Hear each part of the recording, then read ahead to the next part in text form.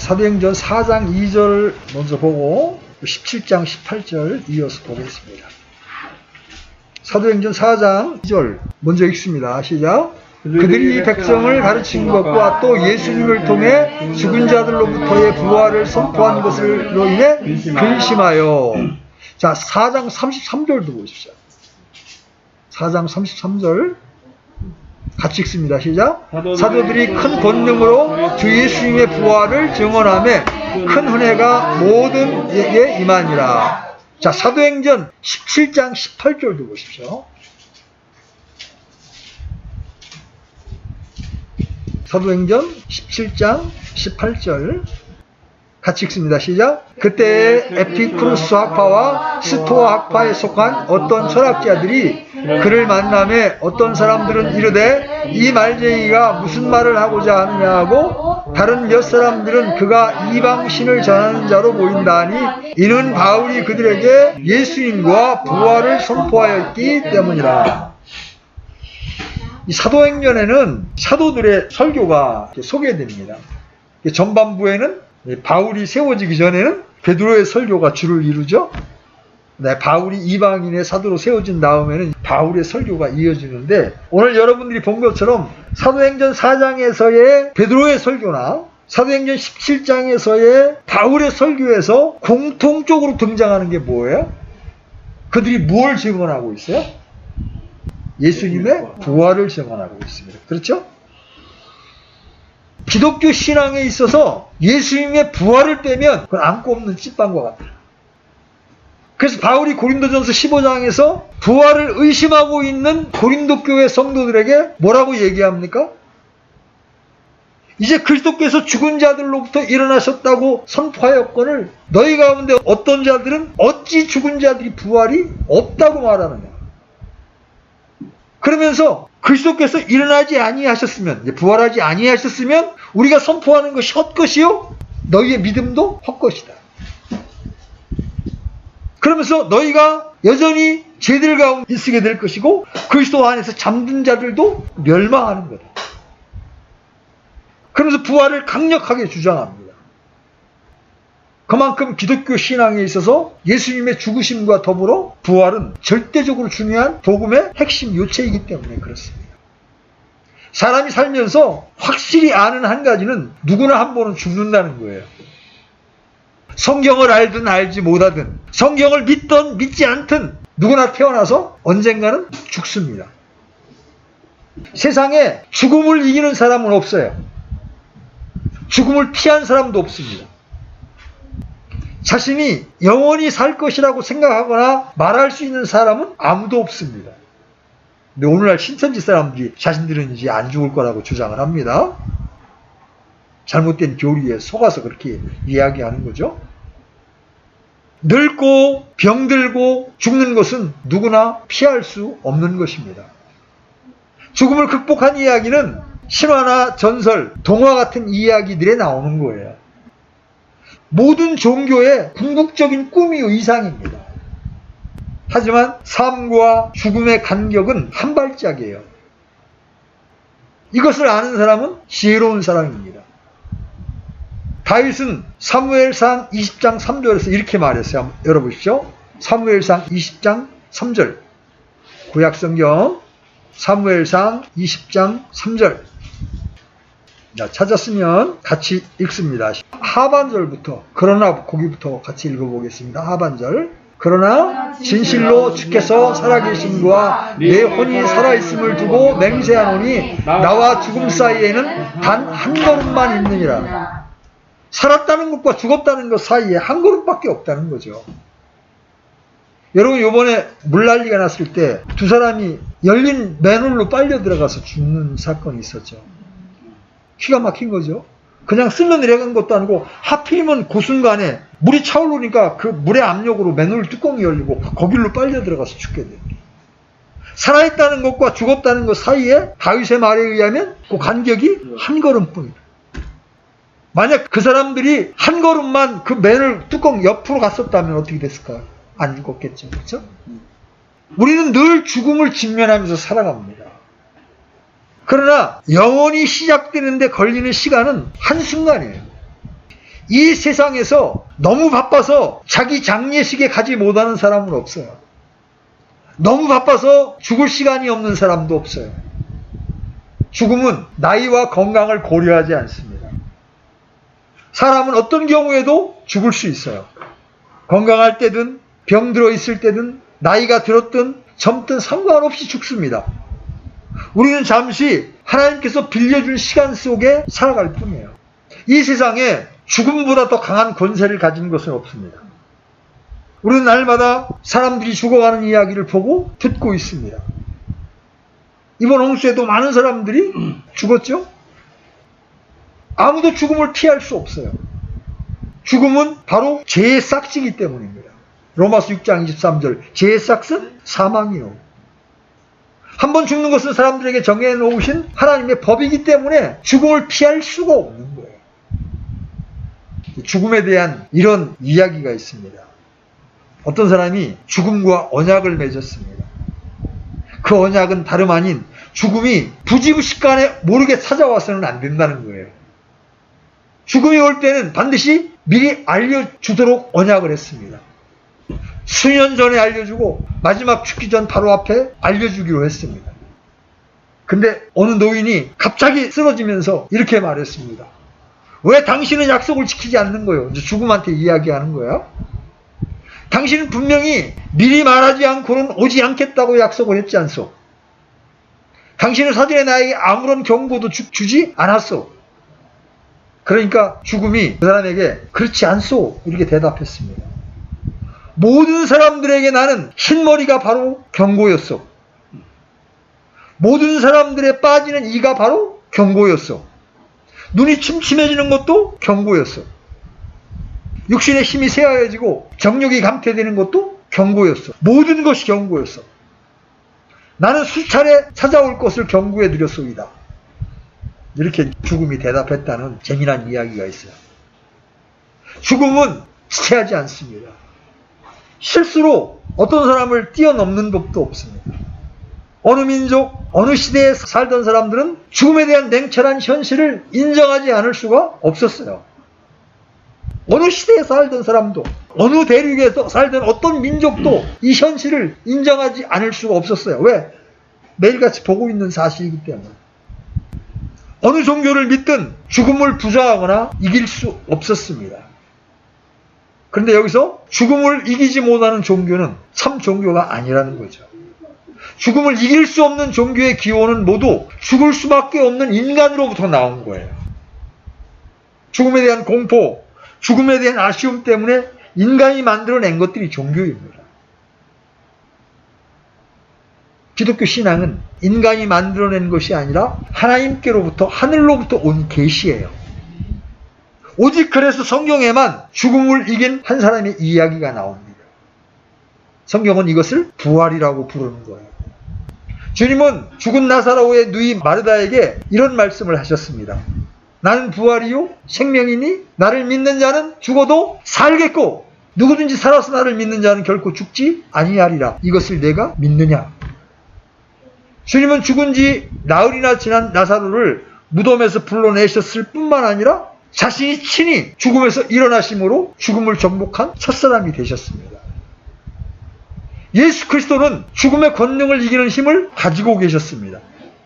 예수 그리스도는 부활이시기 때문에 죽음은 그분을 결코 이길 수가 없었습니다.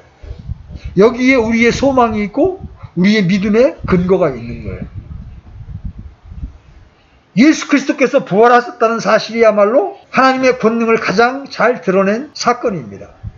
하나님은 하늘과 땅을 창조하시고 죽은 자를 살리시고 병든 자를 치유하시고 자연을 마음대로 다스리는 데서도 자신의 권능을 보이셨지만 하나님도 죽을 수 있을까? 하나님도 죽으면 다시 살 수 있을까? 이런 어린아이 같은 질문이지만 인간들에게는 가장 심각한 문제에 대해서 시원한 대답, 정확, 무오한 해결책을 몸소 보여준 사건이 바로 부활이라는 사건이에요.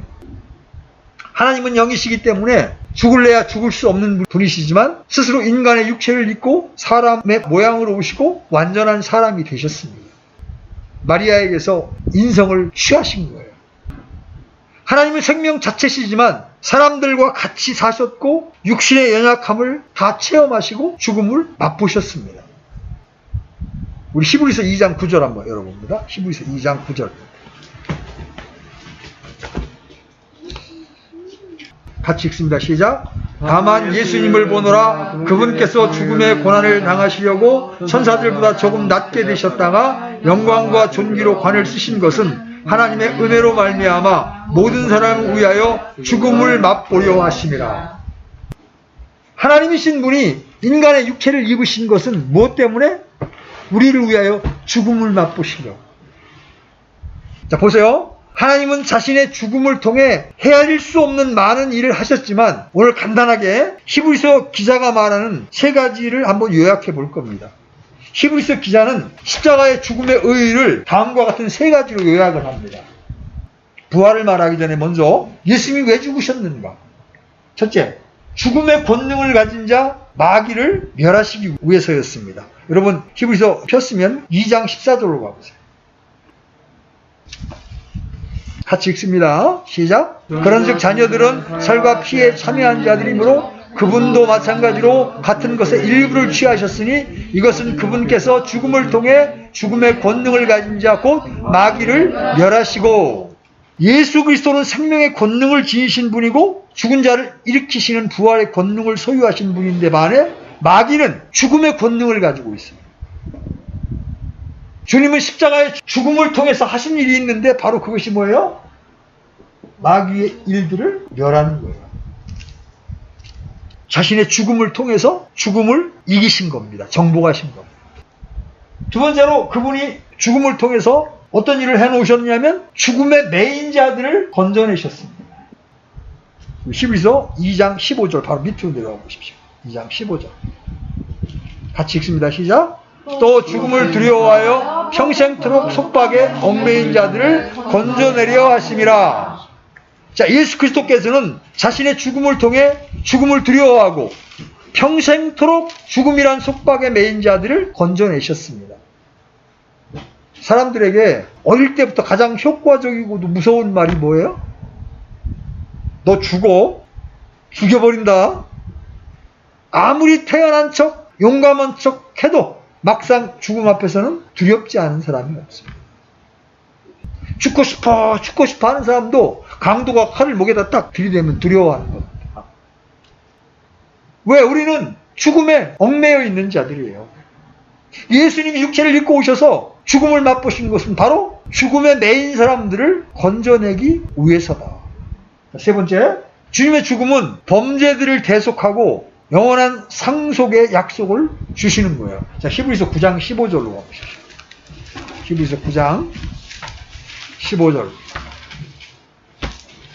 자, 같이 읽습니다. 시작. 이런 까닭에 그분께서는 새 상속 언약의 중재자시니 이것은 첫 상속 언약 아래 있던 범법들을 구속하시려고 죽으심으로써 부르심을 받은 자들이 영원한 상속 유업의 약속을 받게 하려 하십니다.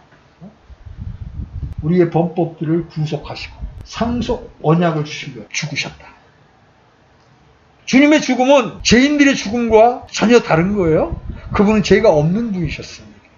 그런데 죄인인 우리를 위하여 대신 죽으심으로 새 상속 언약의 중재자가 되셨습니다. 그리고 첫 상속 언약 아래에 있던, 바로 율법 아래에 있던 범죄들을 자신의 죽음을 통하여 대속하시고 부르심을 받은 사람들로 하여금 영원한 상속을 얻게 하신 거예요. 이런 목적을 가지고 예수님이 죽으신 거예요. 그런데 이런 목적을 가지고 예수님이 죽으셨지만 주님께서 부활하지 못하셨다면 십자가의 죽음은 선한 목적으로 시도되었지만 비참한 실패로 종결되고 말았을 거라는 거죠. 그러나 주님은 죽은 자들로부터 부활하심으로 죽음을 통해 이루고자 했던 모든 것들을 이루셨고 믿는 자들에게 영원한 생명을 주실 수 있게 된 거예요. 그래서 이제는 두 번째로 부활의 의의를 한번 살펴봐요. 주님의 부활은 영적으로 어떤 의미가 있는 것인가? 첫 번째, 예수님께서 하나님의 아들이심이 입증된 거예요. 자, 로마서 1장 4절 한번 해보십시오. 로마서 1장 4절. 자, 같이 읽습니다. 시작. 거룩함의 영으로는 죽은 자들로부터 부활하심으로써 하나님의 아들로 권능 있게 밝히 드러나셨느니라. 주님은 이 땅에 육신으로 오기 전에도 하나님의 아들이셨습니다. 이 땅에 태어나셨을 때도 하나님의 아들의 신분을 가지고 있었습니다. 그러나 동시에 다윗의 씨로서 인성도 가지고 있었어요. 그래서 하나님의 신성이 그 인성에 감추어져 있어서 사람들이 그분이 하나님의 아들임을 알아볼 수 없었습니다. 그런데 그분이 부활을 통해서 자신이 하나님의 아들이심을 밝히 드러내 보인 거예요. 십자가에서 죽으실 때는 아무도 그분을 하나님의 아들로 믿지 못했습니다. 여러분, 이 세상 사람들은 죽음으로 증명할 수 있는 게 아무것도 없어요. 죽으면 끝이기 때문에. 예수님께서 고난을 받으시고 십자가에 못 박혀 죽으신 죽음은 성경대로 기록된 대속의 사건이지만 죽음으로 그 사실, 그 진리를 증명할 수 없어요. 그분이 하나님이 보내신 자고 하나님의 아들이란 증거는 그분이 살아나셔야만 입증될 수가 있는 거예요. 그분의 죽음은 평소 예수님을 따르며 믿었던 제자들에게도 의심과 불신을 던졌습니다. 그를 따르던 여인들에게도 심한 슬픔과 눈물, 통곡만을 주었어요. 한때 그분을 믿었던 사람들에게는 깊은 좌절감과 강한 배신감을 안겨주었습니다. 그래서 엠마오로 내려가던 두 제자가 그분이 돌아가시니까 그냥 투덜투덜 고향으로 내려갑니다. 왜? 그분이 로마의 압제로부터 자신들을 해방해서 그리스도의 왕국을 세울 줄 알았는데 비참하게 십자가에서 죽었단 말이죠. 주님의 이적을 맛보았고 그분의 강력한 설교를 통해 은혜를 누렸던 사람들은 십자가에 죽는 모습을 통해 모든 것이 끝났다고 단정을 지은 거예요. 그래서 죽음만으로 입증되는 것은 아무것도 없습니다. 예수님께서 하나님의 아들이심이 선포되고 입증된 것은 그분의 부활을 통해서요. 죽은 자들로부터 부활하사 하나님의 아들로 권능 있게 선포되었습니다. 그 부활을 통해 사도들은 불신에서 확신으로, 도망자에서 선포자로, 배신자들에서 순교자로 변화된 거예요. 그래서 초대교회 때 집회의 모든 설교의 주제는 항상 부활이었습니다. 그들의 모든 관심 역시 부활이었습니다. 부활의 설교는 믿지 않는 자들에게는 근심을 주고 믿는 자들에게는 언제나 은혜를 끼쳤던 겁니다. 사도행전 4장 2절은 이렇게 말씀하십니다. 그들이 백성을 가르친 것과 또 예수님을 통해 죽은 자들로부터의 부활을 선포한 것으로 인해 근심하여, 부활의 소식이 근심이 된 사람들은 바로 마귀의 자녀들입니다. 예수님을 잡아 죽였던 사람들은 근심될 거 아닙니까? 그 부활의 소식이. 그래서 이들은 그것이 사실일지라도 덮어지고 사람들의 관심에서 멀어지기를 바랬을 거 아닙니까? 자기 아버지가 패했다는 사실을 자랑스러워할 자녀가 없듯이 마귀의 자녀들 역시 그러했습니다. 반면 부활의 자녀들은 이 소식을 영원히 자랑스러워하는 위대한 사건일 수밖에 없는 거죠. 그래서 사도행전 아까 읽은 4장 33절에서 사도들이 큰 권능으로 주 예수님의 부활을 증언하며 큰 은혜가 그들 모두에게 임하니라. 우리는 부활의 소식을 통해 날마다 죽음의 권능을 가진 마귀를 멸하신 우리 주님께 감사와 찬양을 드리는 은혜를 누리게 되는 거예요. 어떤 아버지들은 아들에게 이런 말합니다. 내가 이제 비로소 내 아들이 되었구나. 처음부터 아들이었지만 어떤 어려운 일을 기필코 완성해내었을 때, 견뎌내고 승리했을 때 그런 말을 하는 거예요. 연속되는 패배에 굴복하지 않고 일어섰을 때 아버지는 오늘 너는 내 아들로 온 세상에 알려졌구나. 이같이 예수 그리스도는 처음부터 하나님의 아들이셨지만 부활을 통해 온 세상에 권능 있게 당당하게 공개적으로 하나님의 아들로 선포되신 거예요. 만약 예수님이 부활하지 못했다면 저와 여러분은 이렇게 말할 것입니다. 하나님의 아들이 뭐 죽고 그래? 죽는 게 사람이지 어떻게 하나님의 아들이야? 죽었는데 알 게 뭐야? 어떻게 증명해? 그렇죠? 그러나 부활로 인해 이런 의심에 찬 논쟁은 더 이상 의미가 없게 된 거예요. 부활을 통해 그분은 인간의 피가 아닌 하나님의 피로 육신을 입으신 성육신이 입증이 된 거예요. 부활을 통해 그분의 모든 이적과 권능 있는 말씀이 하나님의 아들로서 행하셨음이 확증된 거예요. 부활을 통해 그분의 죽으심이 대속의 죽음이라는 사실이 증명된 겁니다. 부활을 통해 그분의 다시 오심에 관한 약속 또한 분명히 성취될 약속임이 입증된 거예요. 부활을 통해 하나님의 영을 받은 우리 역시 하나님의 아들이라는 사실이 선포된 겁니다. 자, 보세요. 부활은 그분이 하나님이 보내신 하나님의 아들임이 입증된 사건입니다. 두 번째, 부활에 참된 의인은 그 부활을 통해 우리를 구원하신 거예요. 성도는 십자가의 피를 통해 죄들의 용서를 받고 그분의 죽으심을 통해 죄의 육신의 처리를 받고 부활을 통해 생명의 능력을 받습니다. 여러분 베드로전서 1장 3절 한번 열어보시죠. 베드로전서 1장 3절. 자, 같이 읽습니다. 시작. 하나님 곧 우리 주 예수 그리스도의 아버지를 찬송하리로다. 그분께서 자신의 풍성하신 긍휼에 따라 죽은 자들로부터 예수 그리스도를 부활하게 하심으로 우리를 다시 낳으사 산 소망에 이르게 하셨으며. 성경은 우리의 거듭남이 주님의 부활의 결과라는 점을 분명히 말씀하고 있습니다. 우리의 영이 거듭나는 것은 살아계신 말씀을 통해서입니다. 그 말씀이란 바로 주님께서 죽으셨다가 부활하셨다는 복음의 말씀이에요. 부활은 바로 우리의 거듭남, 구원의 핵심입니다. 주님의 부활이 없다면 구원은 없어요. 거듭남이 있을 수 없습니다. 예수 그리스도의 부활은 주님 자신 혼자만의 부활이 아니라 바로 믿는 자들의 영을 거듭나게 하는 생명을 주는 부활이었습니다. 부활이 없으면 생명도 소망도 없는 거예요. 우리의 영은 아담의 범죄로 말미암아 모두 죽은 채 태어났습니다. 주님의 부활은 우리의 죽은 영을 살리는 일대 사건이었습니다. 그래서 바울은 고린도전서 15장 45절에서 이렇게 말합니다. 그러므로 기록된 바 아담은 살아있는 혼이 되었더라 함과 같이 마지막 아담은 살려주는 영이 되셨느니라. 우리 몸은 아직 구속받지 못했지만 우리 영은 살아나 주님을 인지하고 살아계신 하나님을 경배하고 찬양하는 본연의 기능을 회복한 거예요. 또 다른 각도에서 부활은 우리가 하나님 앞에 의롭다함을 얻는 근거가 된 거예요. 로마서 4장 25절 같이 읽습니다. 시작. 그분께서는 우리의 범죄로 인하여 넘겨지셨으며 우리의 칭의를 위하여 다시 일으켜 지셨느니라. 우리의 의롭다함을 위하여 일으켜 주셨다.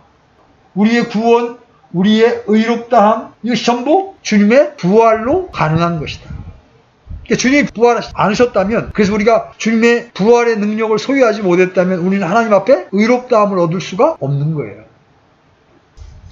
자, 세 번째, 부활이 갖는 영적인 의의는 성도들이 하나님의 권능을 소유하게 된 겁니다. 주님의 부활은 성도들에게 더 이상 죄의 권능, 사망의 권세 아래 종처럼 부림을 당하지 않고 오히려 승리하게 하는 역사적인 사건이었습니다. 더 이상 육신의 소욕대로 살지 않고 세상의 주류대로 살지 않고 오히려 정복하는 삶을 충분히 가능하게 해준 거예요. 아무도 이길 수 없었던 마귀를 몰아내고 그들의 간계를 멸하고 영적 전투에서 승리할 수 있게 해준 거예요. 주님의 부활은 단지 2000년 전의 역사적 사건이 아니라 시간과 공간을 초월해서 믿는 자들에게 지속적으로 역사하는 하나님의 능력입니다. 바울이 이 땅에서 간절히 알고 싶어 했던 한 가지는 바로 부활의 본능이었습니다. 여러분 빌립보서 3장 10절로 11절 한번 열어보십시오. 빌립보서 3장 10절로 11절. 자, 찾았으면 같이 읽습니다. 시작. 이것은 내가 그분의 죽으심과 일치하게 되어 그분과 그분의 부활의 권능과 그분의 고난에 참여하는 것을 알고자 하며 어찌하든지 내가 죽은 자들의 부활에 도달하려 함이라. 바울과 같이 영적인 사람도 그 부활의 권능을 알기를 원했던 거예요. 왜냐하면 그 부활의 권능이야말로 하나님의 권능이기 때문에 그 권능이 우리 안에 효력 있게 역사할 때 우리가 이 세상에서 사망을 이기는 삶을 살 수 있기 때문에 그래요. 바울은 이 땅에서 주님의 부활의 권능으로 살았던 대표적인 사람입니다. 그는 스스로 고백하기를 내가 그리스도 예수 우리 주 안에 가진 바 너희로 인한 기쁨을 두고 단언하노니 나는 날마다 죽노라 그랬어요. 고로 그는 날마다 부활의 권능을 맛보았던 거죠. 육신의 죽음과 부활은 한 번 이상 있을 수 없습니다. 그러나 육신을 입고 이 세상에 살아가는 영적인 여정은 날마다 죽고 날마다 살아나는 그런 삶의 연속이에요. 여러분에게 깊은 어떤 좌절과 어려움이 다가올 때가 있습니다. 그때 육신은 반응하죠. 육신은 힘들어합니다. 육신은 절망합니다. 육신은 낭망합니다. 그때 여러분 낭망하는 그 육신을 십자가에 내어놓는 겁니다. 죽음에 넘기우는 겁니다. 이런 나는 없다. 이런 나는 죽었다. 그리고 다시 여러분이 부활하신 주님을 바라보고 그 부활의 주님이 내 마음을 바꿔주실 것을 소망할 때 그때 나는 다시 부활의 능력으로 살아나고 산 소망을 다시 가질 수 있는 거예요. 세상 사람들이 살아있는 것은 육신의 생명이 죽지 않아서 살아있는 거예요. 그죠? 반면 성도가 살아있는 것은 육신이 죽고 영이 거듭나서 살아있는 거예요. 이 생명은 결코 다함이나 끝이 없습니다. 세상 사람들은 땅에서 나는 음식으로 육신의 힘을 키우고 종교적인 신념과 교육을 통해 혼의 능력을 키웁니다. 그러나 그들의 영은 죽어 있습니다. 성도들은 예수 그리스도의 부활을 통해 영이 살아 있습니다. 우리의 겉사람은 세상 사람들과 마찬가지죠. 그러나 태어난 속사람은 날마다 새로워집니다. 부활의 권능은 우리의 속사람을 새롭게 강건하게 하는 능력입니다. 그래서 바울은 이렇게 말합니다. 이런 까닭엔 우리가 낙심하지 아니하노니 우리의 겉사람은 썩어 없어져도 속사람은 날마다 새로워지는도다. 그래서 바울은 에베소 교회 신자들을 위해서 3장에서 이렇게 기도한 거예요. 그분께서 자신의 영광의 풍성함에 따라 자신의 영을 통해 속사람이 능력으로 강건하게 됨을 너희에게 허락하시기를 원한다. 저는 여러분이 부활의 권능에 대한 깊은 이해와 조명이 있기를 간절히 원합니다.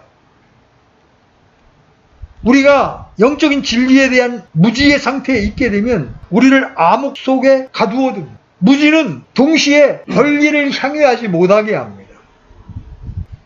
어느 판사가 이런 판결을 했죠. 권리 위에서 잠자는 자들은 법이 보호해 줄 수 없다. 성도로서 성도의 권리를 전혀 누리지 못하는 것은 대부분 영적인 무지에서 기인하는 겁니다.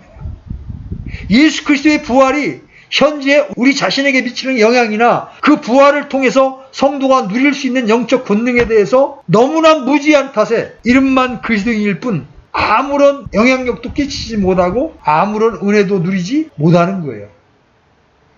여러분 보세요. 예수님의 죽음을 상징하는 것이 십자가잖아요. 십자가는 걸고 다닐 목걸이라도 있고 장식이라도 되고 또 십자가에 대한 그림, 성화도 있죠. 근데 부활은 목걸이도 없어. 여러분 부활을 상징하는 목걸이 본 적 있어요? 교회를 다니면서도 부활에 대해서는 해마다 부활절에만 연례 행사처럼 설교를 들을 뿐 도무지 생각나는 게 없어요. 우리는 이런 부류에 해당되어서는 안 된다는 거예요. 나를 위해서 십자가에 죽으신 주님에서 그치는 것이 아니라 나를 사랑하사 나를 위해 십자가에 죽으셨다가 부활하신 주님이 현재 바로 지금 내 안에 살아계시며 영원히 함께하고 있다는 임재의식을 가져야 하는 거예요. 그래서 바울은 고린도후서 13장 4절에서 이렇게 말합니다. 한번 펴보십시오. 이 부분이 중요하니까. 고린도후서 13장 4절. 자, 같이 읽습니다. 시작. 그분께서 약하심을 통하여 십자가에 못 박히셨으나 오히려 하나님의 권능으로 말미암아 살아계시며 우리도 그분 안에서 약하나 너희를 향한 하나님의 권능으로 말미암아 그분과 함께 살리라. 여러분 그분은 육신을 입으심으로 약해지셨습니다. 그래서 십자가에 못 박히셨어요. 그러나 하나님의 권능으로 말미암아 살아나셨습니다. 우리도 마찬가지예요. 우리도 그분 안에서 약합니다. 그러나 우리를 향한 하나님의 권능으로 말미암아 그분과 함께 살리라. 여러분 현재형이에요. 미래형이 아닙니다. 살리라. 그분의 권능으로 말미암아 우리가 이 세상에서 생명력 있게 살 수 있다고 말하고 있는 거예요. 그래서 현재 우리가 사는 삶은 성령의 권능으로 사는 삶이요, 예수 그리스도를 믿는 믿음으로 사는 삶입니다. 베드로를 비롯한 제자들은 예수 그리스도를 믿었다가 그분이 십자가에 못 박혀 죽어버리자 두려움에 떨게 되었습니다. 그들은 마가의 다락방에 숨었습니다. 그러나 주님이 부활하신 사실을 목도하게 됩니다. 베드로는 자신의 잘못을 용서받았습니다. 사도행전에 나오는 사도들의 활약과 능력은 바로 주님의 부활에서 나온 겁니다. 부활하신 주님이 우리의 힘이요, 우리의 권세가 되는 거예요. 그런 거로 네 번째, 주님의 부활의 의의는 바로 우리가 그리스도의 증인이 될 수 있다는 거예요. 주님은 사도들에게 내 증인이 되라고 사도행전 1장에서 말씀하십니다. 오직 성령님께서 너희에게 임하신 뒤에 너희가 권능을 받고 예루살렘과 온 유대와 사마리아에서 그리고 땅의 맨 끝 지역까지 이르러 나를 위한 증인이 되리라. 증인이 뭐예요? 증인은 본 것과 들은 것을 양심에 거리낌 없이 있는 그대로 가감 없이 말해야 하는 사람입니다. 여러분은 아무도 역사적으로 예수 그리스도의 죽음과 부활을 보지 못했습니다. 우리는 듣기만 했을 뿐이에요. 그럼에도 불구하고 우리가 예수 그리스도의 증인이 될 수 있는 것은 바로 성령을 통해서 주님의 부활이 우리 마음속에 계시되었기 때문에, 이 부활은 정말 인간의 이성으로는 믿을 수 없는 거예요. 예수님의 죽으심은 논리적으로 믿을 수 있어요. 아, 그분이 우리 대신 죗값을 치르려고 죽으셨다. 이건 논리적으로 이해가 돼요. 근데 부활은 인간의 이성으로 이해될 수 있는 게 아니에요. 하나님이 성령을 통하여 우리 안에 그 사실을 계시해 주셔야만 믿을 수 있는 거예요. 그래서 이제 우리가 그러한 빛비춤을 맛보게 되면 우리가 예수 그리스도의 증인이 될 수 있는 거예요. 죽었던 나의 영이 살아나고 성령의 권능을 소유하고 날마다 나의 입술의 고백과 증언과 내 삶을 통해서 주님의 부활을 증거할 수 있는 거예요. 여러분 낭망해야 할 때, 여러분이 절망에 빠져 있어야 할 때, 여러분이 웃는 모습으로, 활기찬 모습으로 생활할 수 있다는 것은 바로 여러분 안에 그리스도의 부활이 있었다는 것을 여러분이 증명하고 있는 것이고, 여러분 안에 부활의 생명이 지금 역사하고 있다는 것을 증명하는 거 아닙니까? 우리 안에 성령이 바로 우리의 입술을 통해서 주님의 부활을 증거하십니다. 내가 받은 구원이 바로 주님의 부활의 증거가 됩니다. 나의 삶이 주님이 부활했다는 진리를 입증해 줍니다. 내가 부르는 주님의 이름, 내가 찬양하고 감사하는 입술이 바로 거룩한 희생물이 됩니다. 이런 이유로 우리는 땅끝까지 이르러 예수 그리스도의 증인이 되어야 하는 거예요. 우리가 증인이 될 수 있는 것은 내 안에 부활하신 예수 그리스도께서 살아 계시기 때문에 그런 거예요. 우리는 그것을 드러내 보이기만 하면 되는 거예요. 우리는 말로 그것을 드러냅니다. 그것이 전파예요. 선포입니다. 입술로 드러내지 않고 삶으로만 드러내겠다고 하는 것은 위선입니다. 그 다음에 입술의 증거 다음에 당연히 우리의 삶을 통해서 그것을 드러내야 합니다. 우리가 행하는 선한 행위는 우리가 증거한 입술을 뒷받침해 주는 거예요. 행동은 말에 힘을 더해주는 법이죠. 그러나 행동이 엉망일 때 말은 증거의 능력을 잃어버리게 됩니다. 복음에 합당한 삶을 살아야 하는 이유는 바로 복음의 증거를 효력 있게 하고 우리 구주 예수 그리스도의 교리를 빛나게 하기 위해서예요. 부활의 참된 증인이 되는 비결은 이렇습니다. 날마다 자신을 죽음에 넘겨주는 겁니다. 그럴 때 살아나신 바로 주님의 부활의 생명이 우리 몸을 통해서 나타나게 되는 거예요. 우리 몸에 주님의 생명이 드러나면 누구라도 그것을 보게 되는 거예요. 주님의 부활이 자연스럽게 증거가 됩니다. 자, 고린도후서 4장 10절로 11절.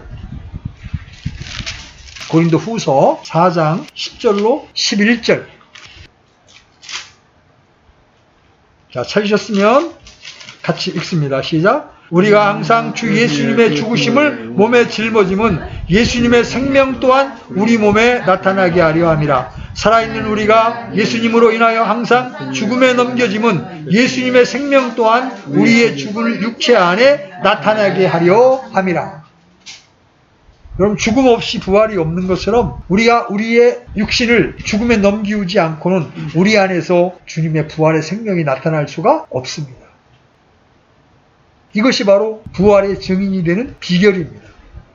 우리 몸을 통해 주님의 생명이 드러날 수 있다면 얼마나 좋겠습니까? 왜? 그것이 바로 우리가 살아났다는 증거이기 때문이에요. 우리가 지난주에는 부활의 일반적인 교리에 대해서 살펴보았다면 오늘은 부활이 갖는 영적인 의의들을 살펴보았습니다. 그 첫 번째는 뭐였어요? 예수님의 부활은 그분이 하나님의 아들이시라는 증거가 된다. 그분이 부활하지 못했다면 그분이 하나님의 아들이라는 선포는 거짓이 되는 거기 때문에 그렇죠? 그리고 그분의 부활은 바로 우리의 구원, 우리의 거듭남, 우리의 의롭다함의 근거가 된다. 세 번째, 부활은 하나님의 권능이다. 그 하나님의 권능이 믿음을 통하여 우리 안에 살게 되면, 역사하게 되면 우리는 부활의 삶을 살 수가 있다. 그 부활의 삶을 삶으로 우리는 그리스도의 증인으로서의 삶을 살 수 있게 되는 것이다. 이것이 예수님의 부활의 영적인 의의고 우리에게 주는 효력입니다. 여러분, 예수님의 부활을 믿으시죠? 네. 그 부활의 주님이 여러분 안에서 날마다 사시도록 여러분의 육신을 죽음에 넘기우십시오. 여러분의 육신을 고집하지 마십시오. 여러분의 감정을 고집하지 마십시오. 여러분이 죽고 여러분 안에 주님이 사실 때 이 부활의 능력이, 이 부활의 권능이 여러분을 통하여 나타나게 되는 은혜를 누리게 되는 것입니다. 우리 모두